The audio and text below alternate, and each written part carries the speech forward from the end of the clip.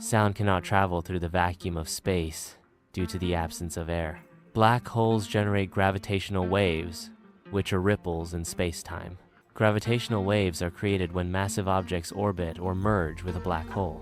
These gravitational waves can be detected and converted into low-frequency bass sounds. The sun vibrates constantly due to internal nuclear reactions and plasma movements. These vibrations create pressure waves that propagate through the sun's interior and reach the surface. Analyzing these vibrations allows scientists to infer information about the sun's internal structure and activity. Scientists can effectively hear the sun's resonant frequencies through vibration analysis. Space telescopes detect plasma waves in interstellar space.